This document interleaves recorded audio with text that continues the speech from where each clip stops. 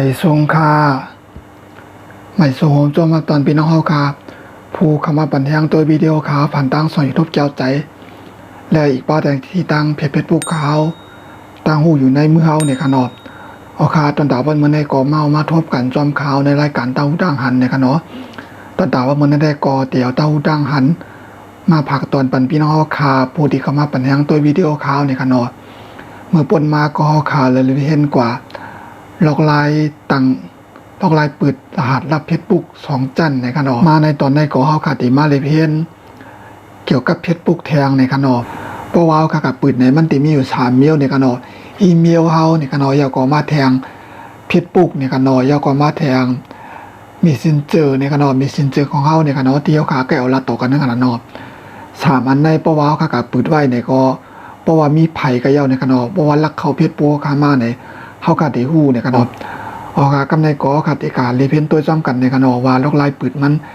ได้เฮ็ดจังหือในขนอเฮาก็ตัวจำกันค่าเอาค่ะพ่อพี่น้องค่ะเข้ามาในมือถือเขาขายเย่าในก็พี่น้องค่ะก็เตียกขอดีผิดปุ๊กพี่น้องค่ะในขนาดนอพ่อพี่น้องค่ะเตียกเข้ามาดีผิดปุ๊กขายเย่าในก็พี่น้องค่ะเตียกที่3ขีดในนี่ค่ะมันก็เหมือนกันตั้งที่เขาค่ะเมื่อค่ะปืนไม้ลับลา2จันขนาดเนาะมันก็เหมือนเจ้านั้นก้อยในค่ะเนาะเตียกเปิงกันอีก้อยในค่ะกำลังก็พี่น้องค่ะเลื่อนลงมาทางใต้ในค่ะเนาะปัดลงมาทางใต้ในเข้ามาดีนี่ในค่ะเนาะที่มีหางรถจากวงกลมนี่ค่ะเนาะเข้ามาดีในค่ะพี่น้องค่ะติ๊กดีในค่ะเนาะพอพี่น้องค่ะติ๊กดีในยาวในก็พี่น้องค่ะ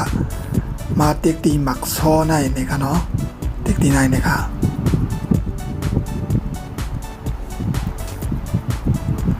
พอพี่น้องค่ะติ๊กดีในยาวในก็พี่น้องค่ะ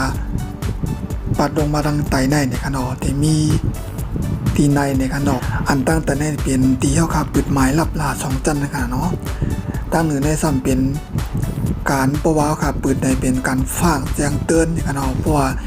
มีปืนลักเขาเพชรโปขามาในเฮาค่ะได้ฮู้นะคะเนาะว่ามีคนลักเขาเพชรโปขามานะคะเนาะแล้วก็ป้อมใจเฮาเนี่ยก็เฮาค่ะเด็กปากเป็นไรนะคะเนาะเพราะว่าเป็นเฮาเนี่ยก็เฮาค่ะก็ตกลงยืนยันว่าเป็นตัวเฮานะคะเนาะพี่น้องค่ะก็ติ๊กเฮาค่ะเนาะที่มีหางมือถือโทรศัพท์แล้วก็มีหางเจ้าไหนไว้ในกันเอาย้อนๆในกันเนาะพี่น้องค่ะก็ติ๊กเอาทีนะคะเพราะว่าค่ะมาตีในยาวเนี่ยเมื่อค่ะไปปืดนั่นแต่มันได้มีไว้แต่ไม่ว่าปิกในกันเนาะการแจ้งเตือนปิกนะคะเพชรปุกเนี่ยนะคะเนาะปิกไว้กันเนาะเฮาค่ะไปปืดในกันเนาะตีในเฮาค่ะใส่ไม้มือถือเฮาค่ะก็ไล่มันก็เป็นอีเมลก็ไล่นะคะเนาะเพราะว่ามีไปลักเข้ามาก็ค่ะที่ฮู้นะคะเนาะเฮาก็มาติ๊กปืดตีในค่ะ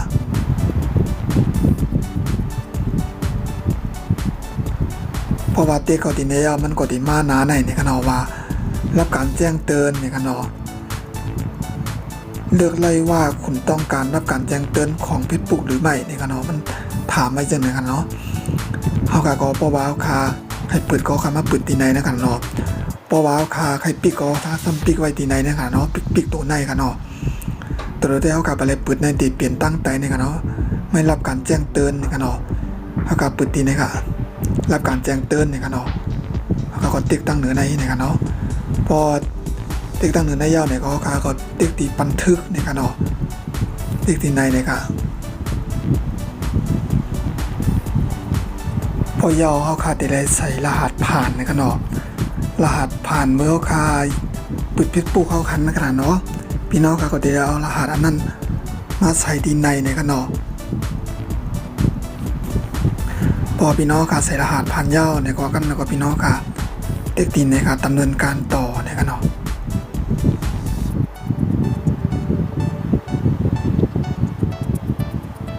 กำในก็ปืนยาวเนี่ยค่ะเนาะอันในปืนยาวเนี่ยครับเพชรปุกเนี่ยค่ะเนาะปืนยาวกับยาวเนี่ยค่ะเนาะอันในเพราะว่าไผลักเข้ามาก็ค่ะได้ฮู้เนี่ยค่ะเนาะเพชรปุกตีเจียงมาตีดังในเพชรปุกเฮานะคะเนาะค่ะที่หันเนี่ยค่ะเนาะว่าไผลักเข้ามากันเนาะกำในก็ค่ะได้มาปืดแทงด้านใต้ในที่มีสินชื่อของเฮาเนี่ยค่ะเนาะเพราะว่ามีคนลักเขามีสินชื่อของเฮาก็ค่ะได้ฮู้นะคะเนาะ เขาก็ติ๊กตีไหนค่ะเหมือนกันในกันเนาะเหมือนจึงอันเมื่อไกลเขาขายเหตุการณ์ที่เขาขาเปิดการแจ้งเตือนตีเพียรปุกนะคะเนาะเหมือนกันเลยค่ะ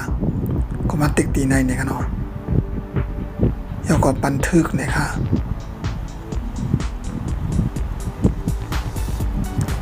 ตัวเดียวก็เพจปุกส่งข้อความมาว่า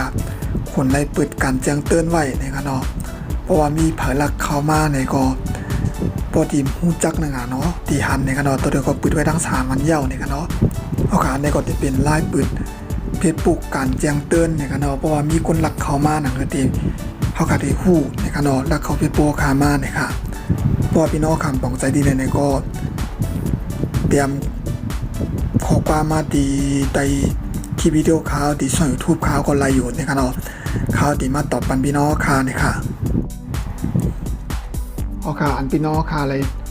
เพียนตัวกับมือไก่ก็เป็นไล่ปืดการแจ้งเตือนเนี่ยนะคะเนาะการฟ้างเพราะว่าเป็น